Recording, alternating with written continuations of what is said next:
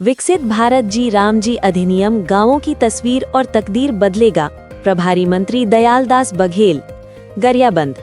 प्रदेश के खाद्य मंत्री और दरियाबंद जिले के प्रभारी मंत्री श्री दयालदास बघेल ने आज जिला भाजपा कार्यालय में प्रेस कॉन्फ्रेंस को संबोधित करते हुए कहा कि प्रधानमंत्री श्री नरेंद्र मोदी के नेतृत्व में ग्रामीण विकास के क्षेत्र में एक ऐतिहासिक कदम उठाते हुए विकसित भारत जी राम जी अधिनियम 2025 लाया गया है, जो देश के गांवों को विकसित बनाने और ग्रामीण अर्थव्यवस्था को सुदृढ़ करने की दिशा में मील का पत्थर साबित होगा।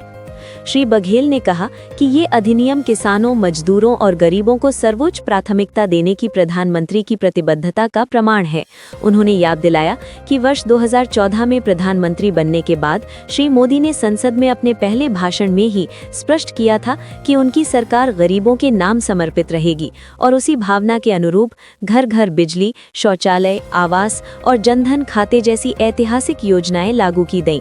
उन्होंने कहा कि विकसित भारत जी राम जी अधिनियम मनरेगा योजना का उन्नत और अधिक प्रभावी रूप है और कई मायनों में इससे बेहतर है। मनरेगा में जहां 100 दिनों का रोजगार मिलता था, वहीं अब इस अधिनियम के तहत ग्रामीण परिवारों को 125 दिनों के सुनिश्चित रोजगार की कानूनी गारंटी मिलेगी। इससे मजदूरों की आमदनी में स्वाभाविक रूप से बढ़ोतरी होगी। प्रभारी मंत्री श्री बघेल ने स्पष्ट किया कि मजदूरी भुगतान अब 7 दिनों के भीतर किया जाएगा।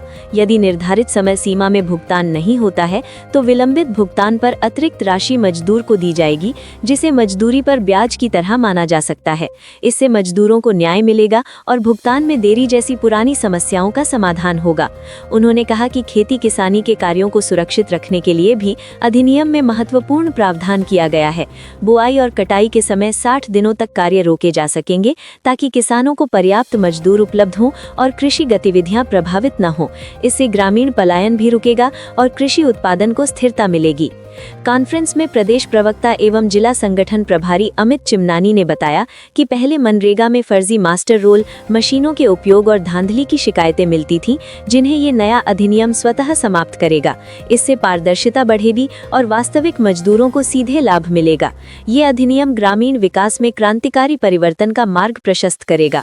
उन्होंने कहा कि विकसित भारत जी राम जी अधिनियम के अंतर्गत 4 प्रमुख क्षेत्रों पर विशेष फोकस किया जाएगा: जल सुरक्षा, ग्रामीण अधोसंरचना, आपदा सुरक्षा और आजीविका संवर्धन।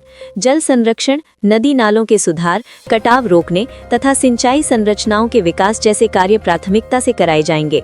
चिमनानी ने कहा कि इस अधिनियम के माध्यम से कृषि, पशुपालन, मत्स्य पालन और कौशल विकास जैसी गतिविधियों को मजबूती मिलेगी।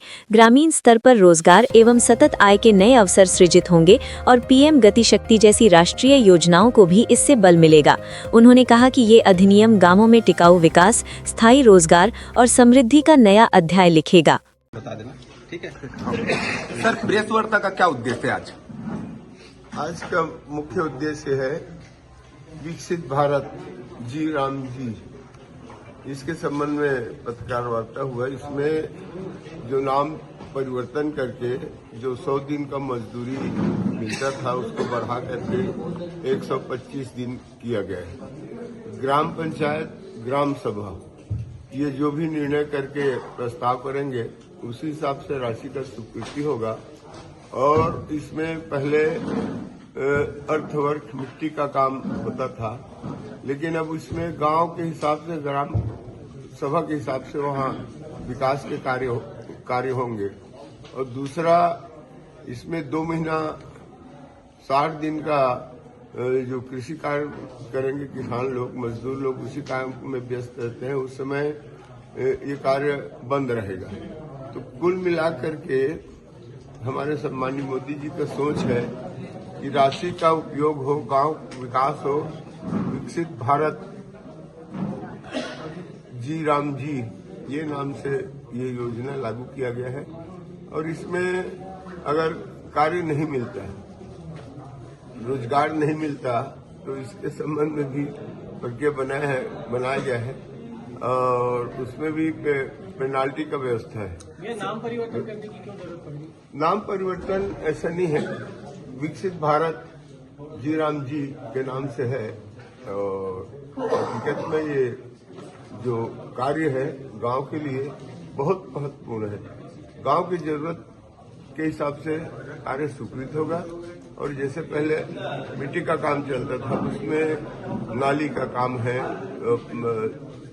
पीने के पानी के संबंध में है, रोड का है, गली कांक्रीटीकरण का है। इस तरह का कार्य गांव में होगा जो दिखेगा और लगेगा भी। हमारे मोदी जी का सोच है कि विकसित भारत, और इसमें जी राम जी के नाम से ये चलेगा योजना। कांग्रेस इसको लेकर अब आंदोलन करने जा रही है, क्या करें? कांग्रेस के पास कोई मुद्दा है नहीं, वो आंदोलन नहीं करेगा तो क्या करेगा सर? कांग्रेस के पास केंद्र सरकार अब एमएसपी पर दलहन तिलहन खरीदने जा रही है, कितना बड़ा फैसला है किसानों के हित में? बहुत बड़ा फैसला है सर। होना चाहिए, किसानों के हित में, किसान की भलाई के लिए है।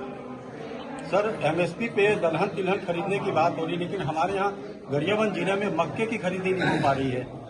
क्या इस पर भी विचार किया जा रहा है मक्के के लिए, और दलहन तिलहन पर भी विचार किया जा रहा है।